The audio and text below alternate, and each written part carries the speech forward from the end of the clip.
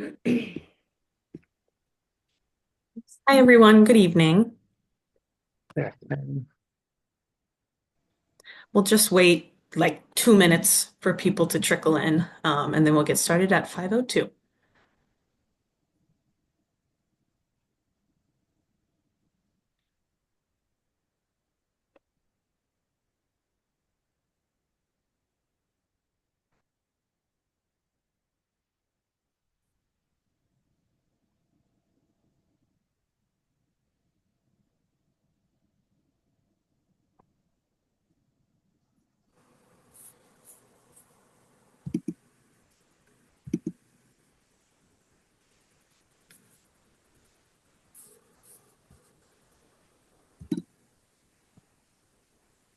Can everyone see my screen okay? That's joining?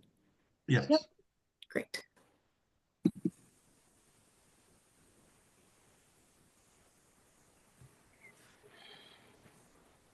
Hi, John. Hey, Tom. Hi, B. Hi. Hello. Abby. Beautiful, beautiful day. Finally. Yes, we'll take it.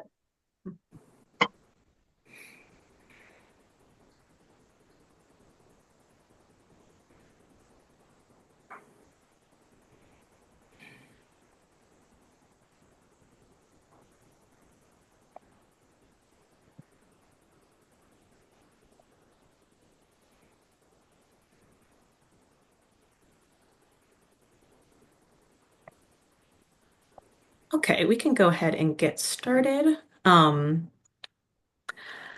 evening, everyone. Thank you very much for joining us for this meeting on West Tisbury's Housing Production Plan. My name is Laurel Meir, and I'm a community planner at Barrett Planning Group, and I'm joined by my colleague Brenna, who will be assisting with our group activity. This is the first of 3 community meetings for this plan, and we'll be discussing your housing vision and goals for West Tisbury. To begin, we'll review what a housing production plan is and some preliminary findings from reports already published about your town and the vineyard. We will then have a group activity to learn more from you about what's working and what's not working in West Tisbury's housing and start to identify community vision and goals before closing out. We are recording this meeting, so we can make it available afterward for anyone who is here tonight and wants to revisit it, and for those who couldn't make it. I ask that you please hold your questions for this about 15-minute presentation, and then we'll have time to ask and answer questions before our group activity. We just want to get through some of the information first. So let's start with what a housing production plan is. A housing production plan is one of the state's tools to help communities reach the goal of achieving 10% minimum affordable year-round housing. So you'll hear me mention this 10% goal throughout the presentation. And essentially, the state has a goal for every community to have 10% of their year-round housing stock be deed restricted to affordable year-round housing. Through the process of developing an HPP, a community can better understand what kind of homes are needed, what barriers are keeping the town from meeting those needs, and set goals to increase the diversity of housing options, such as multifamily housing and employee housing. HPPs have a 5-year lifespan designed to help communities meet those goals and reach 10%, while also guiding development to match your town's values and policies. A housing production plan itself is pretty standardized and based on 3 specific elements: a housing needs assessment, specific affordable housing goals, and implementation strategies. So first, for the housing needs assessment portion of the plan, the town will report information that can affect housing needs, such as demographics, what housing is currently available or in the pipeline, an analysis of land use regulations and zoning, and ultimately this section excuse me, will identify what constrains creating more diverse and affordable housing options. For the affordable housing goals section, you are required to produce a specific numerical goal for annual housing production that would lead to the 10% goal within the 5-year time span. It also includes more qualitative goals, such as encouraging a variety of housing types and providing actually affordable housing to people with low or moderate incomes. These goals are focused on creating affordable housing for households earning 80% of the area median income, or the AMI, or less. So in Dukes County, 80% AMI for a family of two would be a household earning $83,400. And for a family of four, it would be a household earning $104,200.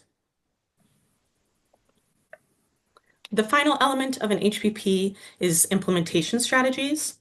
There are 5 strategies outlined in an HPP required by the state, which are designed to help communities work towards that 10% goal. Communities will need to think about what changes in zoning they are willing to make to allow housing growth and more diverse housing options, identify what areas in the town a comprehensive permit would be encouraged, meaning what parts of West Tisbury you may want to see development in, what municipally owned land can be used for affordable housing, and ways to work regionally to meet housing needs. Once a housing production plan is adopted by a town's select board and planning board, it is sent to the Executive Office of Housing and Livable Communities, or EOHLC, for approval. EOHLC will only approve a plan that has identified the 5 local actions that I described on the previous slide. So moving on, let's now take a look at some of the recent work that has been done for your community that will help inform this HPP. First off, in 2024, the Martha's Vineyard Commission conducted a housing needs assessment for the whole island. This is a generalized report that provides an overview of housing needs for Martha's Vineyard. It identified a disparity in year-round versus seasonal housing, a loss of naturally occurring affordable year-round units, and the contributing factor of a growing population in all 6 towns on housing needs. Throughout the report, there are specifics for each town. For West Tisbury has the second highest median household income of Martha's Vineyard towns at $128,045 in 2024, which is nearly twice that of the island, of the town on the island that had the lowest median household income. West Tisbury also has the highest median rent at $2,000, and then corresponding to this high rent is high housing cost burden for renters, with 50% of renters spending over 30% of their monthly income on housing. And this figure is the second highest on the island. Our firm, Barrett Planning Group, just recently completed an island-wide zoning analysis, which provides a review of each town's zoning bylaws and identifies limits created by the bylaws on housing production. Overall, the analysis found that the definition of family or household currently used in West Tisbury's zoning bylaw, which limits the number of unrelated individuals who may cohabitate in a single dwelling unit, to be restrictive and could potentially pose fair housing concerns, as it doesn't exempt federally protected uses such as group homes. This limitation would also limit employee housing, which as it stands could only house 4 employees at a time. There are several other provisions in West Tisbury's zoning bylaw which may be inhibiting multifamily development even where it is currently allowed. West Tisbury allows new construction of multifamily dwellings by special permit in 2 zoning districts and by right pending site review in 1 district. However, the current minimum lot size requirements make it so that multifamily construction is not really economically feasible. Under the standard zoning, a 3-unit multifamily complex in the RU district would need to be on 9 acres of land. Even if a developer sought the offered density bonus for creating affordable housing on that land, 3 units would still need 2 acres. And that density bonus itself also requires a special permit, which can be a big question mark for developers. That adds expense. It would also be hard pressed to find many large lots like that in West Tisbury. Moreover, the planning board must consider alternative best uses of the land as agriculture or conservation and other considerations which are generally not required of other development types. Requiring that land be considered for other uses can raise equity issues as it forced multifamily development, which is a housing type that typically serves lower income, younger, and a more diverse population, to justify its purpose on a case-by-case basis, and kind of presupposes that conservation or an open space use would be better than that housing type. So this really adds discretion on part of the planning board and opens up the possibility that a multifamily project would be rejected due to a perceived better use as preservation or agriculture, even if that use is not expected to occur on that lot. So the zoning Laurel, analysis. can I just interrupt for a second? Maybe Laurel or Brenna, can you mute everybody? There's a bunch of people who aren't on mute and we're getting some feedback. Thank you. Were you able to do that, Brenna?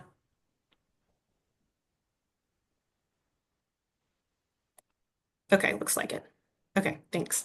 Um, okay, so the zoning analysis suggests allowing multifamily by right pending site review rather than by special permit. It also recommended loosening existing requirements in the mixed business district to encourage top of the shop units in walkable areas. Other key recommendations include removing other barriers to multifamily development to make development more streamlined and encourage the use of existing provisions to create affordable housing. It also suggested amending the current definition of family to remove the limit of 4 unrelated individuals. And it also recommended amending the current ADU ordinance to conform with the Affordable Homes Act, which I understand was a topic at your recent town meeting. And then another important document is the previous HPP, which was done for West Tisbury in 2018. It was successfully adopted by the town, one of 3 towns on the island to do so, and it covered important housing needs and outlined a vision, goals, and strategies. However, this document expired in 2024.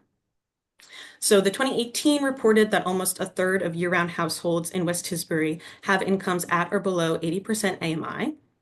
Moreover, over half of all of West Tisbury's year-round renters at the time with income at or below 80% AMI lived in housing they could not afford, meaning that they were spending over 30% of their monthly income on housing costs.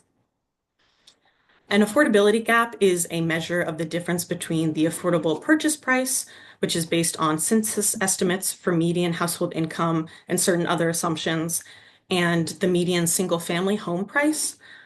So at the time, the affordability gap was large, but not as large as was reported in the 2024 Housing Needs Assessment, which was 953,000 for West Tisbury. So overall, the 2018 HPP found that West Tisbury primarily needed more year-round rental housing at or below 80% AMI and more diverse housing options, such as multifamily, congregate, and service-enriched housing. Okay, so this is a table that shows all 6 towns on Martha's Vineyard current subsidized housing inventory, or SHI. The SHI is how the state and towns keep track of the number of deed-restricted 80% or lower AMI affordable housing units that have met the requirements to be counted towards the 10% goal. So West Tisbury currently has 23 units on the SHI, which represents 1.42% of year-round housing units. This means that out of all the year-round housing units on West Tisbury, 1.42% count towards your town's 10% minimum goal. To the right, you can see the 1- and 2-year goals, which are yearly step stools the town can use to gradually make progress towards the larger 10% goal. If a community achieves these yearly goals, they can request what's called safe harbor from the state, meaning they temporarily have more control over developers coming before boards seeking permits. So for West Tisbury, if 8 affordable housing units are created in 1 year and you receive safe harbor, the town then has more discretion in what projects they approve and under what condition for that year. However, after that 1 year, the town would no longer be covered by safe harbor unless they hit their 1- or 2-year HPP target again, or alternatively reach the 10% minimum. In the bubble on the right, you can see what West Tisbury had as of their 2018 HPP, still the same number at 23 SHI units, which at the time was 1.8% of year-round housing. So you might be wondering how this 10% goal is calculated. The decennial census is done every 10 years, and one of the data points that is gathered is how many year-round housing units there are in each town. So in 2010, West Tisbury had 1,253 year-round housing units. This number is then used for the following 10 years in the calculation of what percent housing is affordable. So in 2018, the previous HPP used the 2010 number as the denominator, the 23 SHI units as the numerator, and that brings you to 1.8%. However, the new 2020 decennial census West Tisbury now has 1,619 year-round housing units, which will now be used to find the percentage of affordable housing until 2030 when we have another 10-year census. So the 23 SHI units is now 1.42% of year-round housing stock.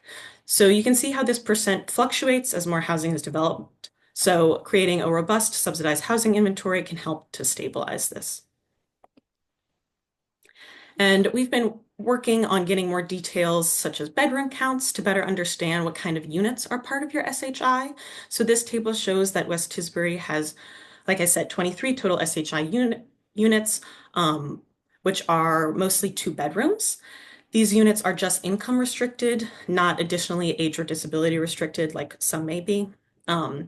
These include rental and homeownership units at Sapisa, I'm not sure if I'm saying that correctly, development, ownership units at Island Co-housing, which is on Rock Pound Road, rental units on Halcyon Way, in Halcyon Way Apartments and Scotts Grove Apartments, and then 1 ownership unit owned by the Shovelhead Realty Trust. And so all of these units are restricted to 80% AMI or lower, and there are some that are at 50, 60, and I believe one at 30% AMI as well. Laurel, it's Sepiesa Point. And I just want Sepiesa. to, I know it's a tough one. And I just No. want to remark too, I know that there's 2 units on Old Courthouse Road that Okay. are, that should be on the SHI that are still in process. And Island Housing Trust is working with the town to get those on the SHI. Something happened and when those units were completed, the paperwork somehow wasn't processed. Gotcha. Okay, thank you. So potentially 25 units on the SHI. Are there none at Eliakum's Way? Sorry, say that again? There's a project called Eliakum's Way with 8 ownership units. I don't remember the AMI limits. I know there's one habitat unit that's definitely 80. Okay, yeah, I'm not sure of that name off the top of my head, but I can certainly provide the SHI document from EUHLC, which is the state entity that would keep that. It's currently on the project page for West Tisbury that we're maintaining, but I can also send that out afterwards. I can drop that in the link in the chat too. Philippe is on the call. Philippe, can you speak to the Eliakum's Way units? Eliakum's Way. Yes, I think we can look into that.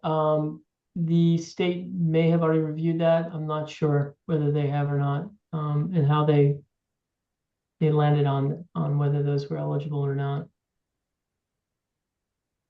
It would have to have gone through, it was not state funded, so it would have to have gone through a private, like the state's, what they call LIP program, local initiative program. Gotcha. Okay. I just dropped that link to the SHI in the chat. Eliakum's Way, none of the units are showing on the SHI, so maybe IHC wants to follow up with the town. Can I speak to that? Because we have done some of that legwork. And we did reach out to EOHLC, and it turns out they will not actually look retroactive that far back. So the fact that we got Old Courthouse added retroactively was a bit of a win. So all of the older units that have not yet been added to the SHI are not eligible according to the state. Thank you. Yeah, so we can, I stopped screen sharing so that we can all see each other. And yeah, we can have some time for questions now. Bia? Yeah, I want to speak to the SHI issue also from the point of view of West Tisbury taxpayers using their taxpayer funds for island-wide. You said a regional goal was to enhance regional cooperation, and West Tisbury taxpayers have paid for units in at Greenwood Avenue in Vineyard Haven, at Keens Way, at Edelberg Elderly Housing, at the Perlman House, at Veterans Housing in Oak Bluffs, And I sit on the Community Preservation Committee, and we have enthusiastically endorsed an island-wide approach to affordable housing using West Tisbury taxpayer money to enhance that. We have elderly housing, we have veterans housing, we have special needs housing, we have transition from homelessness, and each town cannot support units in those special needs categories, and so we cooperate. But by my count, and I can't, I'm sure it's not complete, West Tisbury has contributed to at least a dozen units in other communities for which we're not getting any credit. And if the state insists on not giving us credit, and we also have zoning incentives to allow, we have a number of affordably restricted home site lots. And if the state's not going to give us credit for any of that work we've done, I'm going to start recommending that the Community Preservation Committee not fund any development in any other town, although I firmly believe we should, because if the only way we're going to get credit is to build units within our own geographical area, we're not enhancing community and regional approaches. And I think that's a disastrous mistake.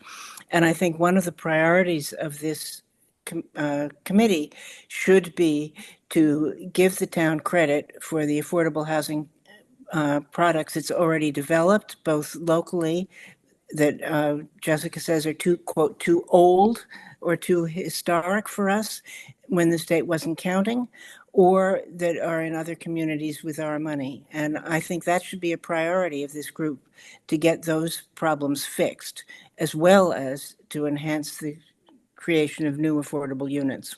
Thank you. Thank you. Laura, I saw you raise your hand. Did you want to respond to that? Or something? Oh, you're on You'd mute. think I'd know how to use this already. It's okay. I do. I would like to respond to that. B, I really appreciate your concern. I would also comment that other towns are funding projects in West Tisbury and assisting with projects that are happening in West Tisbury, including 401 State Road, including the teacher housing IHT is working on. So I would just really caution everybody, let's not cut off our nose to spite our face. There's money coming into West Tisbury for projects that will continue from the other towns. And there is still a way to promote and protect housing in West Tisbury while participating with the other towns. So Laura, I totally agree with you. We're on the same side of this. I just think that one of the goals should be that the state should correct its method of counting and its inventory. So we can take that. Yeah, we can take that offline. It's a big lift to change like a whole state structure. So I just don't want to use up too much airtime on that. But I will say that, yeah, so I just, I'm happy to talk with you offline. Thank you. John? Yes. So B, although I emphatically agree with you about the injustice of that, I just want to suggest that the SHI is of very limited importance. It only applies if we focus on SHI. It only applies to those units at 80% and below. And we need, at every level, we need so many more. And we do have this mechanism that nobody else has. The Martha's Vineyard Commission we have not had a problem with 40Bs that were contentious, that the towns didn't support. We have had very limited issues with that. And the fact that we have a Martha's Vineyard Commission that can override 40B, we should be concentrating, I think, in this limited time on what we can do, not worrying about the SHI. We're never going to be at the 10%. That's never going to happen in West Tisbury. So what difference does it really make is a question that I have. Well, I'll just say from, and then Laura, please feel free to jump in. But I focused on the 80% AMI because that is what counts, on this state subsidized housing inventory. But the HVP process itself can also be used to look at other higher AMI levels. It's not, those would just be in addition to the required 80%.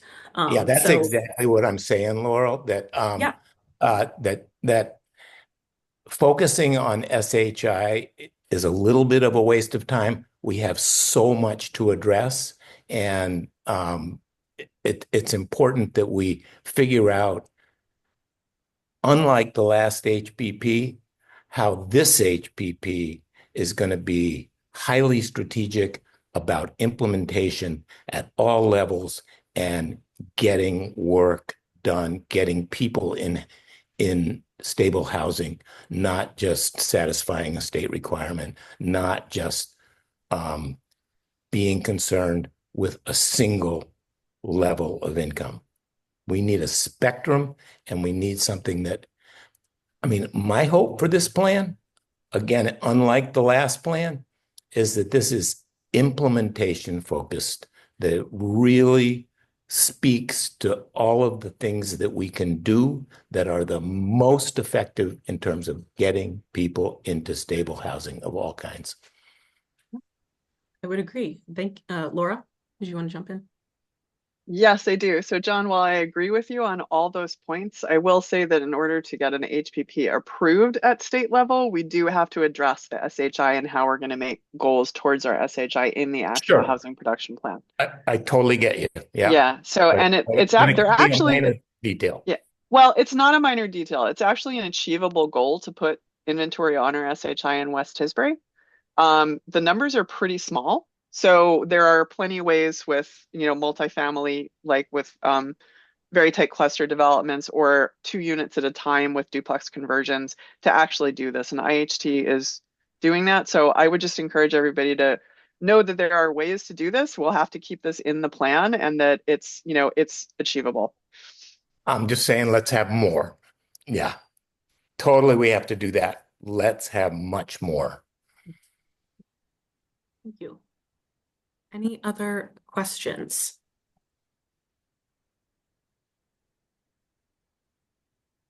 Yes, Doug. I want to add what B said and in great detail pointed out we've been doing needs to be done in every town, or more importantly, I think we just need to look at this as a region. Doing 6 housing production plans for a region that's 100 square miles is a huge imposition on limited resources on the island. And I understand that that's the state structure, that's what they require, but it's a problem, and we need to look at this regionally. And I would say that we need to start speaking to our legislators on a regular basis about fixing some of these problems, like not looking retroactive. I mean, an 80% AMI unit that's restricted essentially forever, not to be counted, just doesn't make sense, which is the most polite thing I can say about it. So the regional aspect of this really needs to be thought about. And I know you're doing 6 plans because you have to, but my question for you, Laurel, is once those 6 plans are done, how does the island as a community of 20 plus thousand people work on the housing problem together, so that, because people live where they can find housing and they'll work in another town if that's what works. So from my perspective, and many people who are looking at this, it really is a regional problem, not a town problem. And we need to make sure we incorporate regional thinking in this whole process. Yeah, I certainly agree. And oh, sorry, I was getting some feedback there. And yes, we are doing 6 separate HVPs, like you said, because that's what's required, but they are all being done by, my firm and Brenna. And so we are working as a team and thinking regionally within my office. For the implementation, it is a requirement that one of the local actions is how can you um, think regionally to address housing, which so that'll be a required element of the plan. And then it also is to ask you guys who are working in the towns, how can you better operate regionally? And you know, if there were things that did not get executed regionally from the last plan, try to dig into why that happened. Do we need to tweak that or shift? So yeah, Laura, did you want to talk any more about your regional perspective as the commission? Sure. I just wanted to say that there can be a 2.0 of this. Like these HPPs, this is what the state requires. The towns have to file individually for approval. That doesn't mean this process has to end here. If the towns want to go to a 2.0, where we take all of the 6 plans and they want to work together to create one regional plan, we can absolutely do that. This is the part we have got to get done with the state so that we can have approved HPPs on file so that we're eligible for the grants that we need, and we meet the eventual requirements of the seasonal communities designation to have an HPP, but there can certainly be a 2.0 if the towns desire. Thank you. Okay, anything else before we get into the activity? Okay, hearing none. I am going to share my screen again.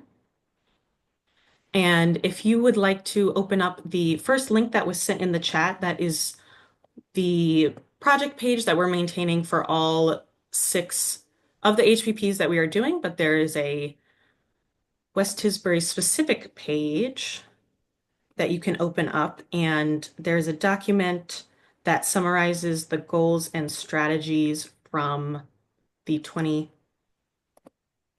HPP. Sorry, I'm just pulling up my screen here. Can everyone see that? Can you make it a little bigger, Laurel? Yes, of course. Yeah, sorry, I'm getting there.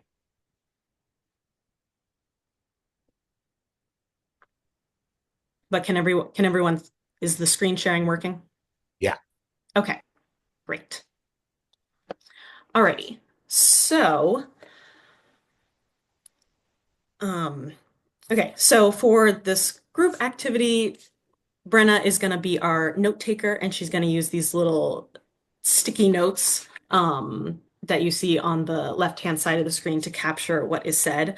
But before we really start, I want to take a look at what was included in the 2018 HPP, just to give you an idea of what housing vision and housing goals might look like. So as of 2018, you all said that West Tisbury community members envision that in 2027, the community will still be an agricultural community with active farms, extensive open space, and natural resources, and will also have dispersed pockets of homes and businesses that form quaint village centers.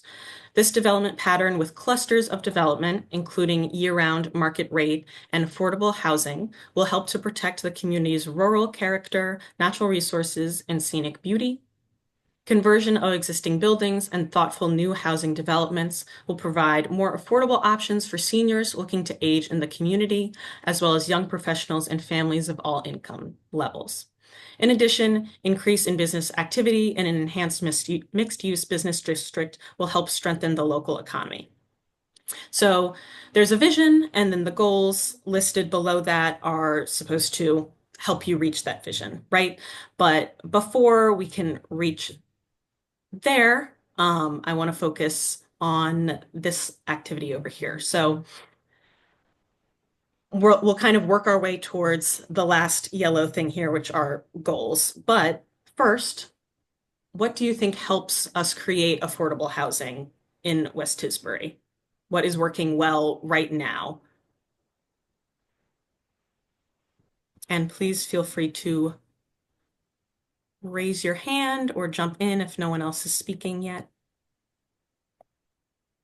I think consent. I hope the ADUs will help. Okay, I heard ADUs. Kimberly, what were you saying too? I was just going to say, I just think I think you're asking what's working, and I was just going to say, I think everybody knows about the problem. Like, we don't have to educate anybody as to what the issue is. Gotcha. Okay.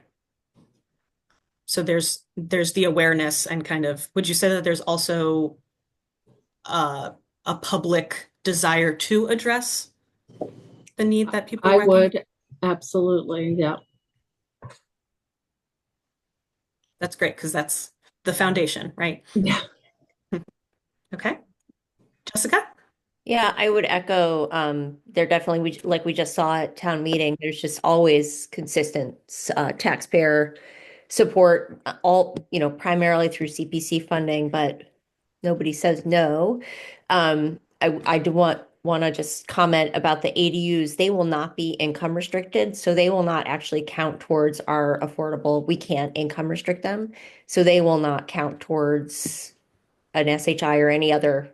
We can't limit them on AMI. So, although I think they'll help provide with hopefully some year-round housing opportunities, they won't actually count towards affordability. Correct. Thank you. Philippe? So just to follow up on that, there are actually some communities who have and are looking at putting deed restrictions on ADUs, purchasing them probably more than likely, and having them count towards the shy. So, I mean, it's not that it is possible to do such a thing. It would take money and effort, obviously, but it might be something that the town may want to consider in the future. I would put that in the housing goals, not in the what's working well, Brenna. Yeah. Can I just respond? I'm just curious because my understanding, like the reason we voted it at town meeting the way we did is that it was my understanding from the state that an ADU by definition cannot be restricted by municipality. Laura, can you Yeah, respond they to that? can't, but you can provide incentives and bonuses for voluntary restriction. So for Okay. instance, like California, you can, and there's some programs on the Cape now where, you know, an entity is offering $50,000 and tax support in order for someone to create an ADU, and in return, that ADU is restricted for the first 5 years or 10 years to 80% and below. So you can certainly create incentives. But if you incentivize it just for 5 to 10 years, can it count towards the shy? I thought they had to be in perpetuity.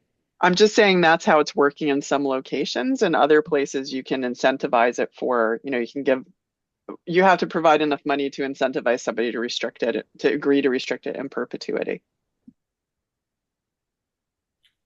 And it would also need to have an affordable fair housing marketing Marketing plan. plan. And so it would Right. need to be a lottery, which would decide who would live in the unit. And so that is kind of seen as a large asterisk there of, people wanting to have more control over Yes. who would be living on their property. Yes. However, your colleague Alexis knows of a program that apparently is running on the mainland called it's an ADU program. They've gotten about 100 ADUs on the SHI.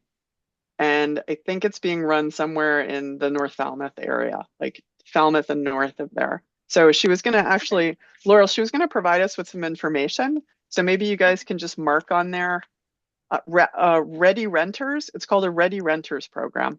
Okay. Yeah, I can certainly follow up with her about that. So, because that sounds cool. I can't see if anybody's hands up. Am I jumping? Not that I see, so please go ahead. So if, is it part of our plan to also create year-round housing? I think it is. So whether the ADUs are affordably restricted or not, I wouldn't count toward the shy, but I think I agree with John that maybe that is not our goal. Our goal is to create the housing, and hopefully we also increase the housing inventory for the restricted units. So what might work well is creating more units as ADUs, but giving some incentive to restricting them to year-round residency. by the town. Or fully, or IHD or Right. somebody holding that restriction. They're already not allowed to be. Income restricted.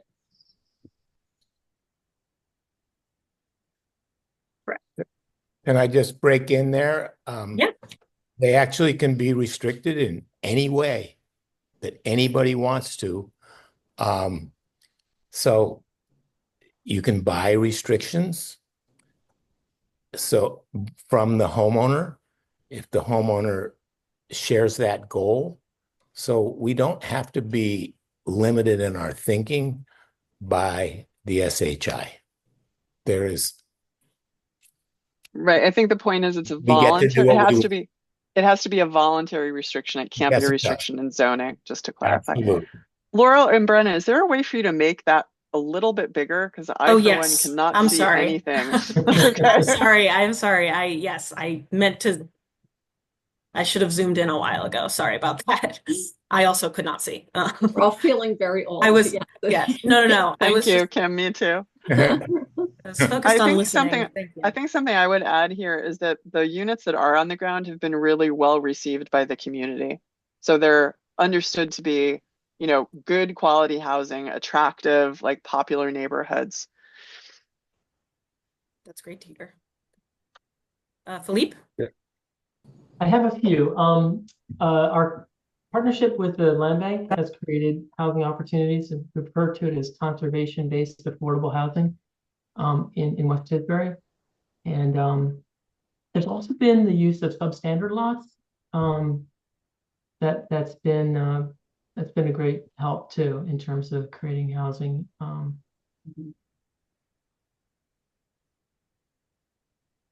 Thank you. That's two great points.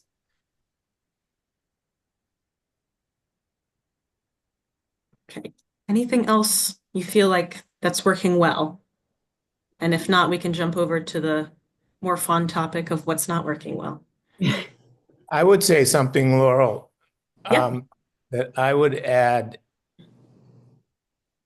the affordable housing that has been developed and built in West Tisbury. I'm thinking of Eliakim's, I'm thinking of Scotts Grove, I'm thinking of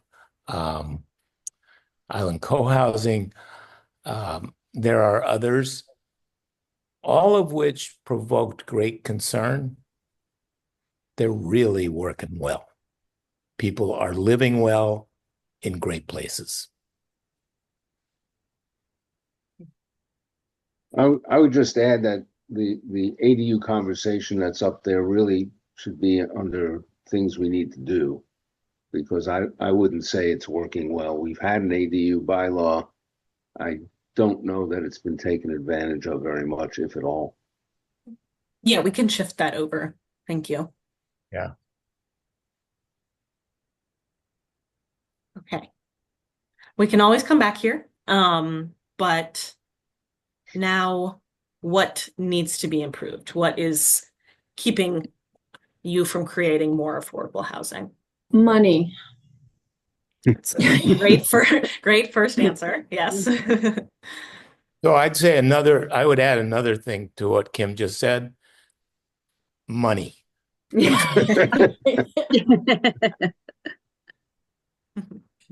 I would say zoning might be a piece that we should look at. I think Do you want to?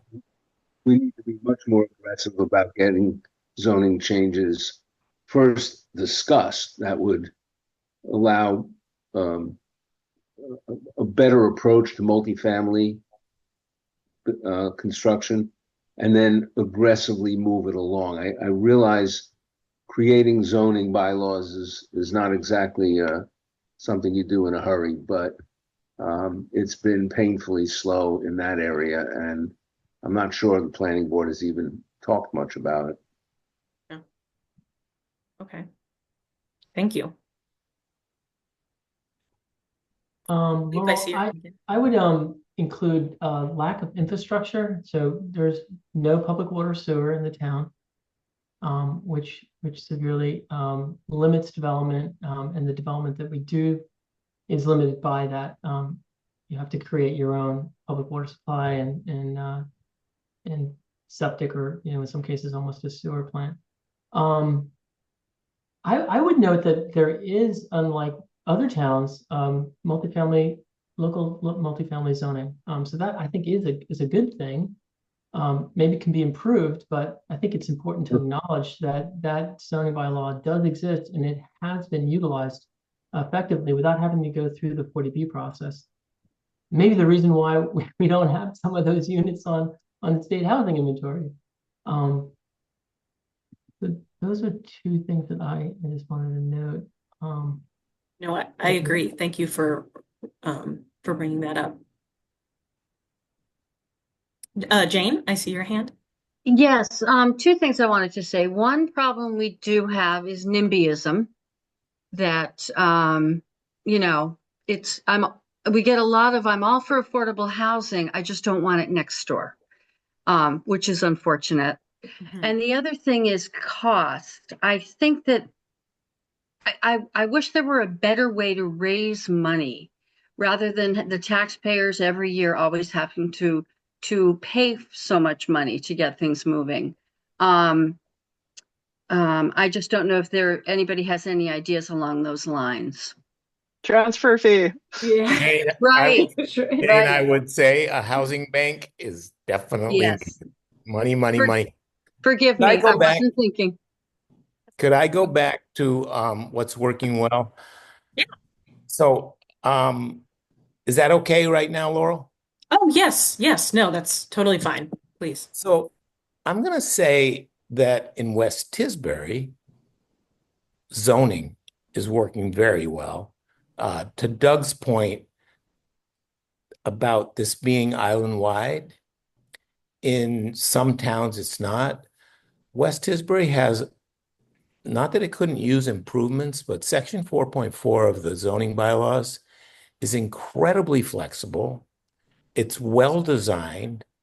You can do almost anything that we would want to do in this town under that section of the bylaws that the planning board in, I think, the year 2000, in a visionary way, did. So we should, if we're going to look at zoning, we should look at all the things in our zoning right now that and question why aren't we using them rather than changing them.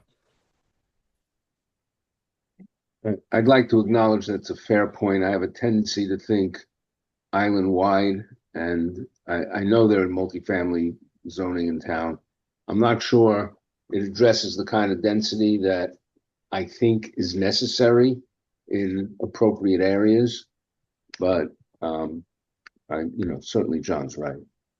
I'd like to just add in on top of what John said. There are pieces of the zoning bylaws that could be pretty easily changed to unlock more private opportunities, and one of them is the home site lots. You need a really large piece of property to create a home site lot, and with a pretty minor change, we could reduce the amount of acreage required to create a home site lot. I would move that over to the what's not working well. Brenna? I think that is so true. So true. Yeah, that's kind of, to me, that feels like low-hanging fruit. Yep. But we have a lot of home site lots and they're not counting them. But it's not about counting them, B. It's about like home site. Just reinforcing my point, that's all. Well, so the home site lots that we have are not deed restricted to 80% AMI, from what I understand. Actually, many of them are. Are they? Yep. Okay. All right. So that brings me to limited professional planning capacity in town, to what's not working well. And one of the reasons why a lot of our stuff isn't recorded is because you have to know how to record this stuff. And until fairly recently, there wasn't a sufficient level of knowledge in town to make sure that all the units were being recorded consistently.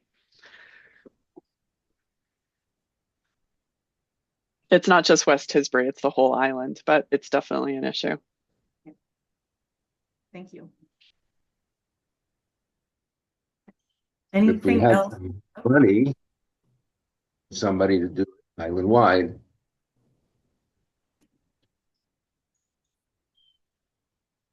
Maybe we can port that over into the regional goals, Doug, when we get there. And I'm gonna have to log off at 6 because I have to go over to the Aquina Zoom. Yeah. That's fine. Thank you so much, Laura.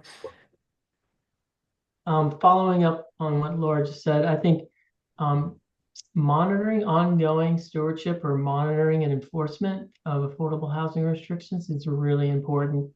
And so it gets to that capacity issue too, because these are investments that the community has made and they need to be retained. Definitely. Philippe, would you say that's not working, or we just have to be really mindful to keep it? Yeah, well, we do have to be mindful. It's kind of a patchwork of different restrictions. Some are older deed restrictions that we've seen almost lost due to foreclosure. We have the IHT's ground lease. So, there's a combination of different things that are out there, and including some older deed restrictions that, so we just thinking about going forward, especially if we're going to be purchasing restrictions and so forth and so on, we need to have the capacity to really have someone mind the shop over time. One thing though, Philip, I worry about putting that under not working well, because somebody who wasn't part of this conversation is going to think we have more issues than we actually have had. You know what I mean? Like, it sounds like it's a problem, and it hasn't. I mean, there have been problems, but generally speaking, that could get moved to goals. There's a goals underneath this. Okay. Yeah, I think you're right. Yeah. It's better. And anticipating that it could be a problem. Yep. Exactly. Yeah. That's great. Thank you. But it should go under goals, I think. Okay. I do want to add in the not working well part, we actually have a great employee housing bylaw that is so out of date, it does not contemplate year-round employees needing housing. So it only speaks to seasonal employees. But it's a really good congregate housing bylaw that allows up to 8 employees to share a single family residence. And that could be pretty easily updated to allow congregate living situations in West Tisbury. So should that be a goal along with the home site lots change, size change? That's a good idea, Kim, to duplicate them and put them in both goals. of them. Exactly, in both of them. A really good point. Easy changes in zoning. Yeah. Good work, everybody. Yeah, this is great. Let's keep it going. So put your kind of imagination thinking caps on. What do you think housing at its best would look like in West Tisbury if you address these needs? What would it look like physically? What would kind of the community look like? And who would be able to live and thrive in West Tisbury? And how would, we can think about how it would impact the environment too. I see Jane's hand up.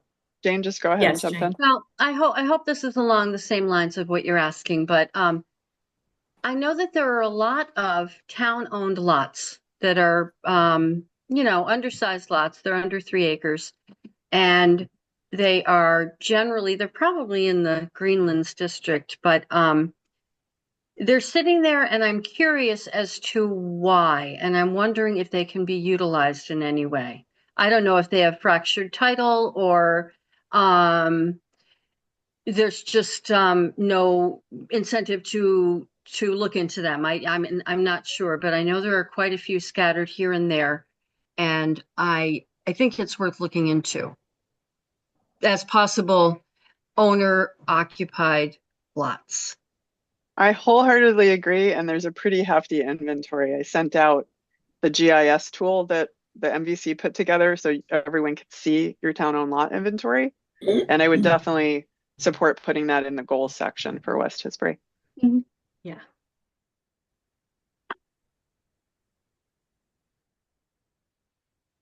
So, and just in terms of the vision, I would like to see more cluster housing, or what did you call it? Multifamily Pocket neighborhoods. pocket neighborhoods. And I heard conservation-based affordable housing at one point, that term.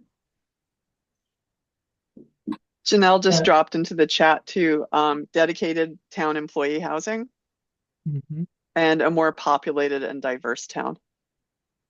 Great. Thank you, Janelle.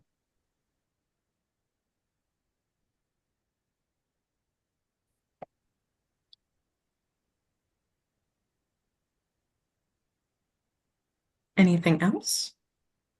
I would like to see an overall goal, a vision to not just try and attain 10% low and moderate, but also at least another 10% for what's referred to as the missing middle. So above 80%, 100% AMI. Yeah. I would like to see us put ourselves in a position to buy back many of the houses that are now devoted to short-term rental. I think we can buy ourselves out of this problem better than build ourselves out of it. I think that would also be a good goal too. Yes, good. I agree. We can kind of maybe view both. Laurel, I see Catherine's hand up. Yes, Catherine, please go ahead.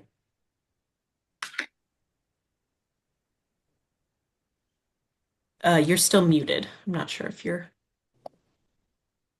able to unmute. Yes. All right. Thank you, John, for that suggestion, because I think it addresses some of my concerns about the amount of building already in West Tisbury. And so if you can buy, you know, what's being used as short-term rental, turn it into long-term rental, not going to have that pressure, would be helpful. But I'd like to, I don't know whether this is under vision or what's working or not working, but I don't want this plan to lose sight of the preservation of the natural resources. There is a lot of pressure on water. We have a PFAS problem. Our ponds have nitrogen pollution from lawns, from bacteria. There's been closures. I think ADU is going to put a lot of pressure on the built environment, but we don't know yet. I'm disappointed that the state didn't allow for more regulation, that it could be affordable housing, that it could be long-term rental. Even though it says no short-term, it doesn't mean somebody can't rent for June, July, and August. But we'll have to see what happens. I think that the override should be taken into consideration. Huge increase in school budget, and that's going to be the tax levy going forward. So that will be the level going forward next year, and then the override, if it's an override, can go to 2.5, even above that. I just want to make that as a point, that we are, at the same time, the plan seems to be concerned with those people who own houses that are paying more than 50% in their income to be housed. And I don't think we're addressing that middle with this housing issue. Yes, besides, the override also was requested for an additional 4 salaries for staff administration in the town due to the amount of people housing in the town. I just don't want to lose sight of the fact that we are a precious environment and that the resources are stretched. I don't know how many of you have tried to get a parking place at Lambert's Cove. We have very limited beach access in the town. And I think everything should be done in a certain balance and moderation.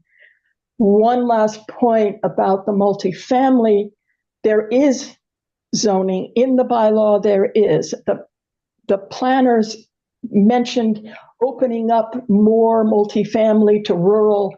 I think there's a reason that it was suggested in Chilmark that you try for pockets of density where they would be useful.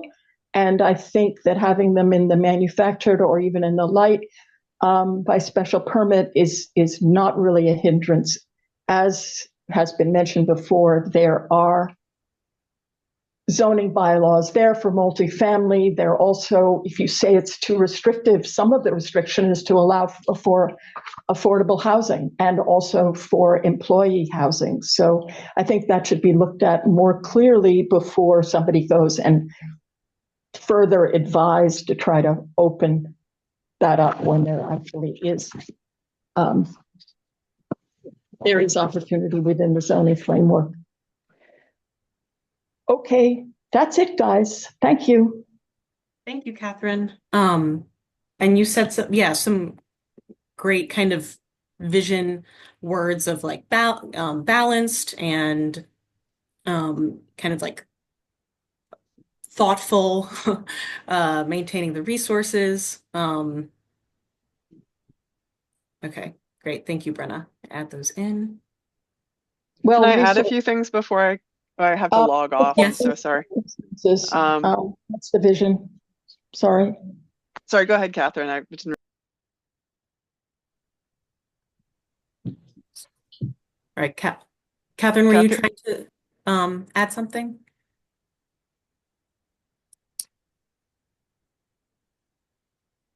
Okay, we can circle back. Go ahead, Okay. Laura, if you need to. I'll go ahead because I'm sorry I have to log off.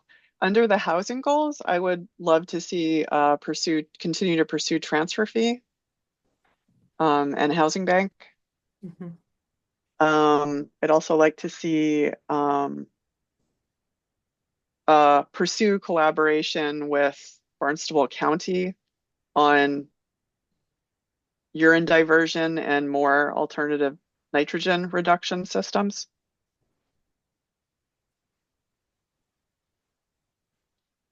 Please feel free to jump in on urine diversion if you want. And then what am I forgetting? I would like to see a regional approach to homelessness prevention, a more robust regional approach to homelessness prevention and intervention. Yeah, that's a great point, which we have not brought up yet. So thank you for reminding us. Sure. And thank you for hopping in, Laura. Well, I live here too. So this is my great. town. Okay. I So didn't thank realize you, wonderful West Tisbury people. I will I'm sorry I have to go, but I'll see you later in BPG. Thank you for everything, Laurel and Brenna. Thank you. I didn't realize you were from West Tisbury. Yeah. Okay. Alrighty. So we've, started on the goals here, but the point of the goals is, okay, if we have this vision of housing at its best, which is really, the town at its best, because housing at its best would be good would address environmental concerns, other infrastructure concerns. So other ways that we can achieve our vision. And we have a great start here, but.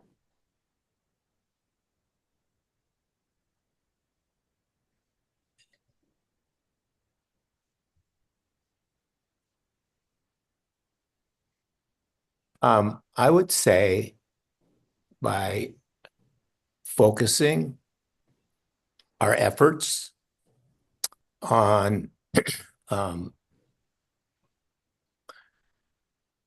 constant work to implement and less planning and definition of problem, because that part we've been doing very well for 30 years. And implementation is key. That's a good point. Thank you.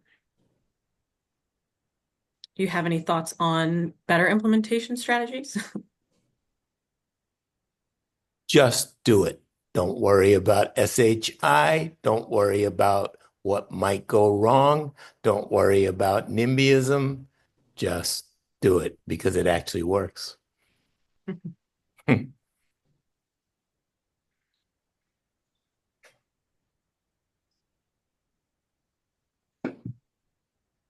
Oh, Bernadette, I see. I can't hear you, but I see. I thought I took Oh, myself off there mute. you No, I are. didn't. There Sorry. you go. No, it's all. I've never been to any of the housing committee issues or meetings. I'm well aware, obviously, of all of the issues because we all live here. And I'm fortunate enough to live in one of the subsidized housing units. My son and daughter-in-law live in West Tisbury, so that's why I'm always interested in West Tisbury. I wanted to just say one of the things under the goals and under a vision is I think whatever is done has to be kept in character with the environment of West Tisbury. The West Tisbury farming community and general woodsy, we'll call it, character is what is so attractive up there. And I also want to thank all of you for doing this. I only found out about this meeting from a flyer that I had seen or an email that came across. And I think it's very important that all of this be done in the manner in which this is taking place. Education is one of the only ways we're going to get people to agree and see what needs to be done, what has to be done, and explore avenues to accomplish it. So And I'm Bernadette, very that, happy to do it. thank you Thank you, so much for Bernadette. saying that, Bernadette. Quality and character is pretty much everything. And what's so nice is that it didn't even get on what are we doing well because we have been doing that really well. And at 6:30, when this meeting is over, there's going to be a Martha's Vineyard Commission public hearing about a development in Edgartown called Katama Meadows, where character is a real problem, and we should be speaking to that. So thank you for saying that, bringing it up. No problem. Thank you for listening to me. Thank you, I will Bernadette. be sure to torment you more. Good. Rachel, I see your hand up. Yeah, I'm wondering as an incentive, and I don't even know if this is possible, but if some sort of tax incentive can be utilized for people who are offering year-round ADUs. So as a, response to people who, Airbnb their places, they say, well, we need the income. Perhaps if that could be offset within a property tax incentive of some variety, that might help. I don't know. Just an idea. Yeah, no, I'm not familiar with that specifically, but it's a good idea, certainly. Thank you. Jessica? Yeah, I just want to respond to that. I think I'm a big fan of the carrot, and not just the stick. And I think the tax, making that an incentive is a great idea. And I believe the Board of Assessors has started to consider that, and I will encourage them to continue to do so because they did the residential tax exemption. That was one step, but I think we can now consider some other programs. So we'll just follow up with the Board of Assessors to see if that's a possibility. Thank you.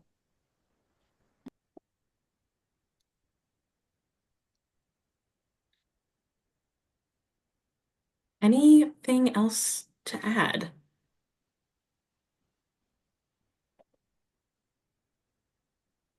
I can also well, I know it's hard to read when we zoom out, but try to get a larger view here.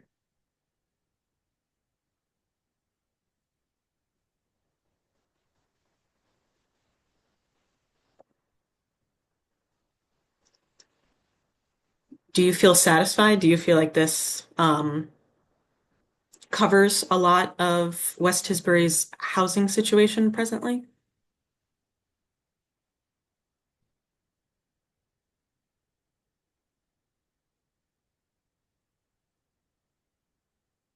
I guess Yes, I would Bernadette. say yes.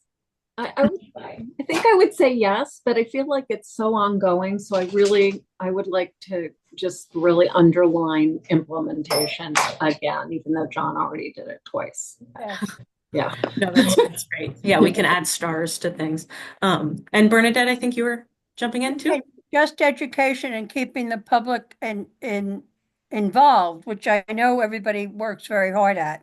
But as I said previously, this format that you've had today was extremely informative for me.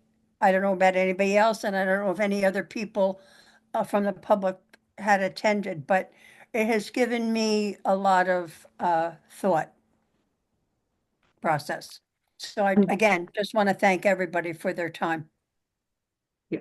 I'm really glad to hear that. And that also reminds me to say that this recording, as well as this notes board, will be available on the project page, which is that link that we sent before. And so please feel free to revisit, share it, direct your friends and neighbors to it, because yeah, it's a technical thing. So there it can be a little scary to dive into.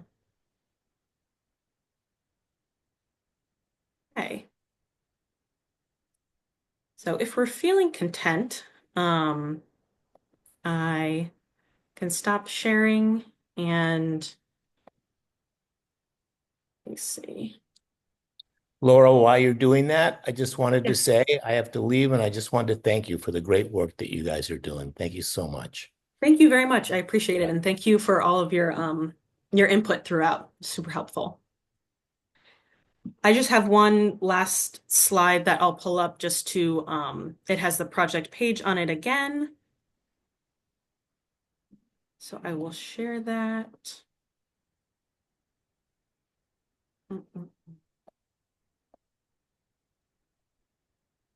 Okay. So like I've been saying, this is our project page, which is for all 6 of the HPPs that we're doing. But there is a specific West Tisbury page that you can navigate to on the right-hand side of the screen. And that will be where we put draft documents, all of the flyers and information for the next 2 community meetings. So this is one of 3. The next one will be held at the beginning of May, and then there will be a last one in June. May will be focused on strategies to meet the goals that we've talked about today. So we'll be reviewing a draft vision and goals, and then talking about specific strategies. And then the June meeting will be to go over the draft of the document. So we'll be advertising it like we did this one, but please check back on this website for more project updates. And then that is all I have for you. I will drop my email in the chat as well. Please feel free to reach out if anything comes up. There you are. And yeah, thank you all so much for your attention and participation tonight. Really appreciate it. Thanks so much, Laurel. Thanks. Yeah. Oh, and our next meeting will be in person. Great. Yeah. Great. So I just wanted to say, I think the incentive just started here. I think this was great. Thank you so much. Appreciate it. Great. All right. Well, everyone take care, and we'll see you next time. Yeah. Thanks. All right. Bye.